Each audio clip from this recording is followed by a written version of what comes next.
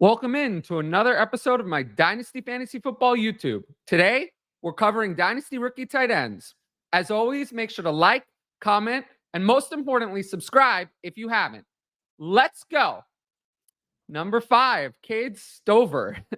And there's not too much positive to say about Cade Stover. In 2019, he barely played. He was a linebacker at that time. 2020, didn't really play. So we'll start his journey at Ohio State in 2021, where he had 5 catches for 76 yards. Don't really care about that.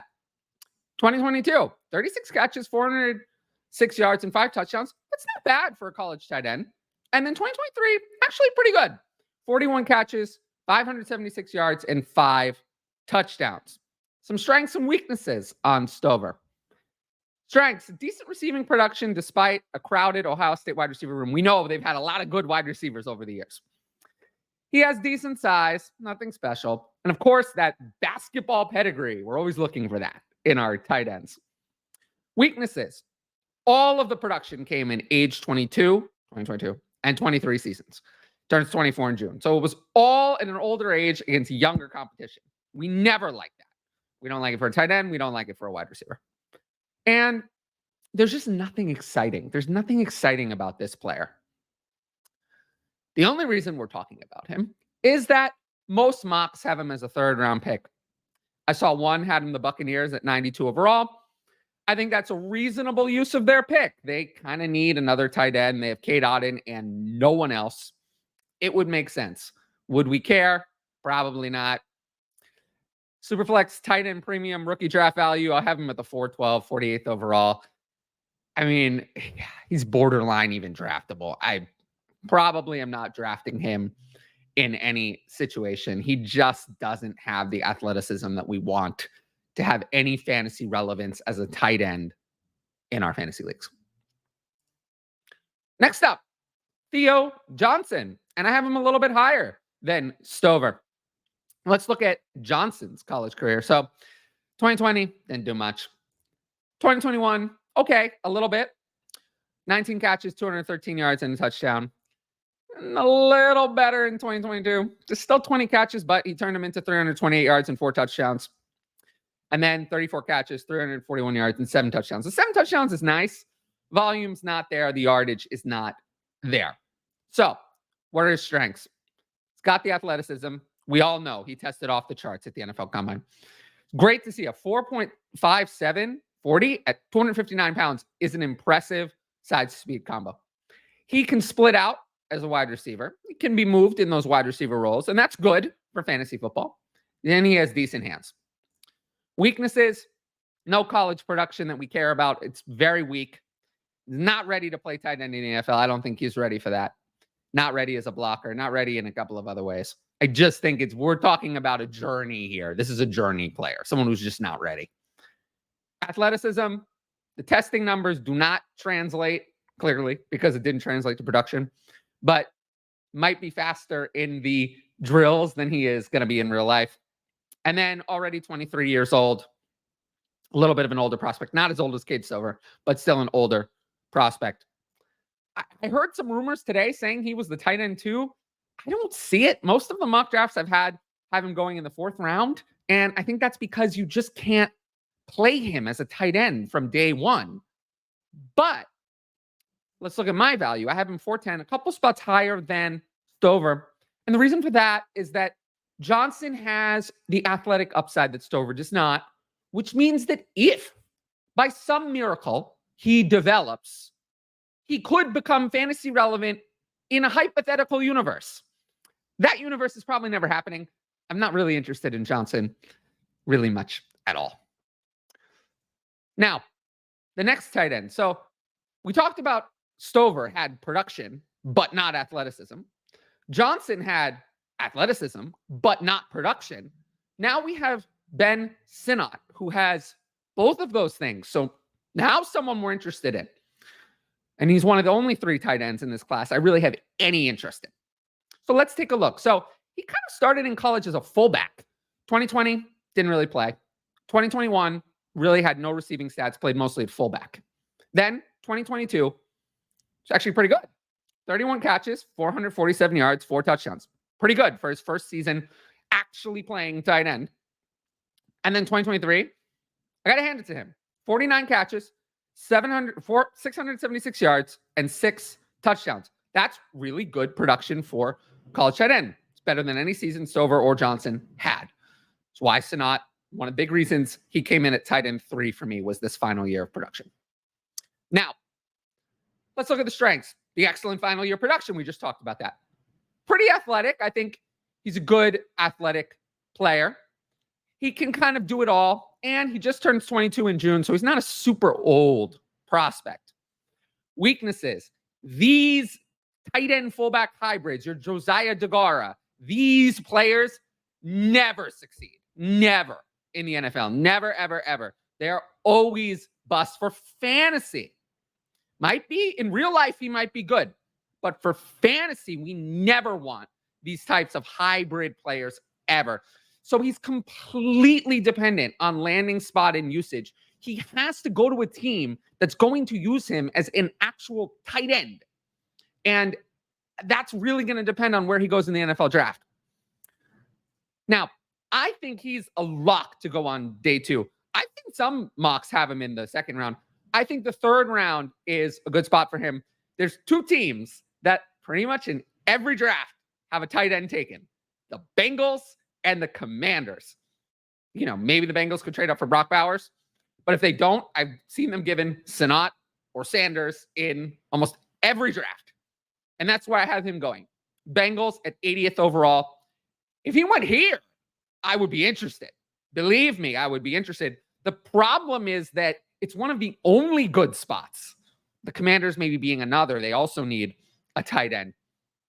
There are not a lot of other good spots. If he gets stuck in a bad situation, I'm not going to be so interested.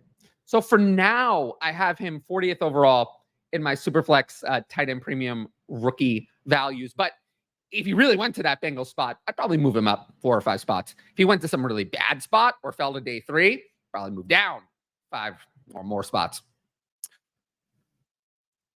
Now, we're going to get to our cover player here, Ja'Tavion Sanders, who, spoiler, I dislike. Do not like him. I have him at 2, but he's closer to Ben Sinnott at 3 than he is to Brock Bowers at 1. A lot of people talked about, oh, there's 2 really good tight ends in this class. Oh, if you don't get Brock Bowers, you could get Ja'Tavion Sanders. No. Ja'Tavion Sanders, if he succeeds, would be the first at you. Well, we'll talk about it.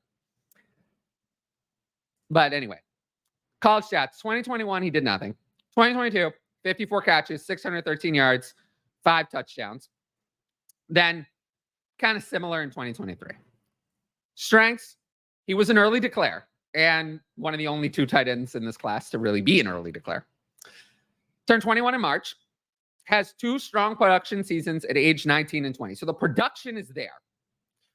What's not there is the athleticism. 4.69 40-yard dash at 245 pounds. Not good. Not good. And we all know about Kent Lee Platt's relative athletic score. 5.66. One of the lowest in this class. I believe second lowest. Johnson and Sinnott were in the 9s. Like high 9s. 5.66. The track record of players with that kind of athleticism succeeding for fantasy doesn't exist. It doesn't exist. And if it does, it's someone who succeeds off 1 year, off of volume. And then when the volume goes away, so do they. It's your Austin Hooper, that type of player. He just cannot succeed at this type of athleticism, not at a high-end value. It's just not possible. So for that reason, I've actually had him falling in the draft. A lot of people were saying he's going to go in the second round. I don't think so. I don't think that's going to happen. I have the Commanders at 67 taking him. I think that's a good spot for him to fit, but a fall in draft capital from what I think people are expecting. I do not think he's a lock to be the tight end 2 in this class. I still have him as the tight end 2 in the class, but I don't think that's a lock. If Sinnott went ahead of him, I would not be surprised. And the rookie draft value, I have him 303, even in tight end premium, 27th overall. I hear a lot of people saying, oh, I'm going to use a second round pick on Ja'Tavion Sanders. Yes, use a second round pick. No, we're not going to do that. Again, the track record of someone as unathletic as him succeeding in the NFL, maybe, But being a high-end producer for fantasy, which is what you need for a tight end to pay off a second-round value, is non-existent. So he's not going to be someone I'm interested in. It's actually one of the players in rookie drafts I'm the least interested in drafting of literally all positions.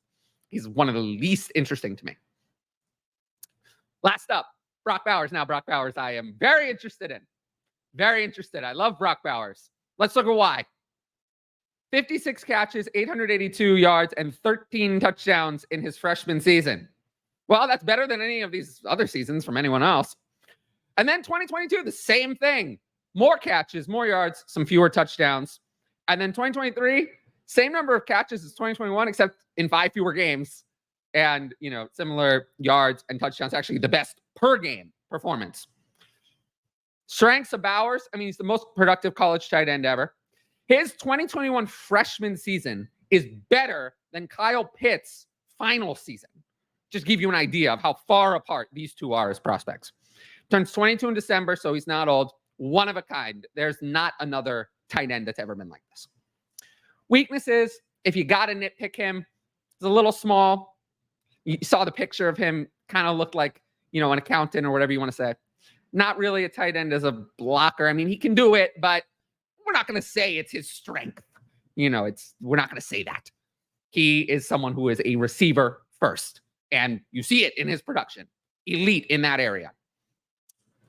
Projected NFL draft capital. To me, there are 4 difference-making receiving options in this class. There's Marvin Harrison Jr., Malik Neighbors, Rome Odunze, and then Brock Bowers. The only reason Brock Bowers, I have him going at 10, is because there's 3 other better receiving options in this class who are elite players. If they didn't exist, or if only maybe 2 of them existed, or 1, I think he'd go even higher. But there's 3 elite players, and tight end is just not as valuable contractually as wide receiver. So the Jets at 10 is my landing spot for Bowers. I think that's the most likely. The odds say that's the most likely. So that's what I'm going with for now. And then in tight end premium superflex, I have him at 107. Behind those 3 wide receivers, behind the big 3 quarterbacks, but ahead of J.J. McCarthy. He'll come into the league as my tight end 2. Sam Laporta will be 1. Brock Bowers 2. I think Brock Bowers is just an infinitely better player than Trey McBride. An infinitely better prospect. It's not close. So I will have Bowers ahead of all but Laporta. And if you wanted to put him at 1, I could not blame you. Now, if you like the video so far, make sure to like, comment, and subscribe to the channel. Now, of course, my rankings, rookie rankings, all of these rankings are available on the Patreon, patreon.com/fantasy advice, and you can click on the link in the top right corner. And we have questions from patrons today. I have 3 questions, so let's jump into them. Who do you see being the best value regardless of positions in rookie draft after the 109 Brian Thomas Jr.? Generally, it's going to be the players at the bottom of that, like next tier in the 201 to 204 range. I don't see a lot of a difference between a lot of these players. Typically, running backs go higher than I want. So the wide receivers that fall are the ones that I like, especially Adonai Mitchell, who isn't liked by the Dynasty community. I don't know why. I get why, but I think when he gets first round draft capital, I'm still going to be in on him. Other people might be out. So he might be my choice for that. Are there any rookies you would love to have in the mid, second, and third rounds of rookie drafts? I think we talked about Jatavion Sanders, who I would not love to have, but it always depends on value. For me, though, I talked about this on the quarterback episode. Bo Nix in Superflex leagues is definitely going to be a target for me, underrated as a rusher. So he's definitely on my list. And then, whichever wide receivers have draft capital that people don't like are usually going to be the ones that I take a chance on. Lastly, how much confidence do you have in Deshaun Watson this season? Is he a buy, sell, or hold? In a word, 0. 0 confidence. The last good performance was 2020. 2021, he didn't play. 2022, terrible. 58.2% completion, 183.7 yards a game, 6.5 yards per attempt. 2023, just as terrible. A little bit better on the completion, same yards per attempt. He looked absolutely abysmal. So no, I'm not buying Deshaun Watson. If you can get a decent return, I would sell.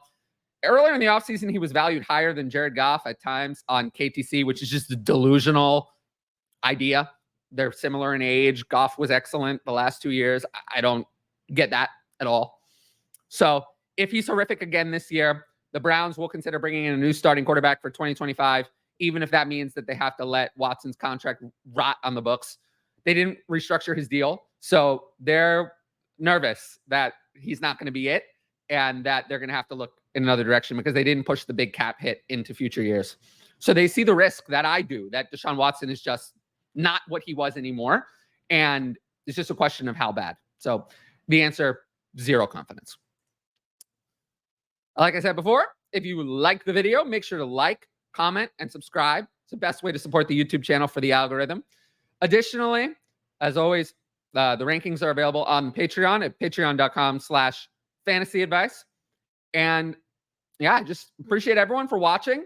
We've had a lot of great videos this week on rookies, and we're going to have even more during and after the NFL draft. So once again, thanks for watching, and I will see you all later. Peace out.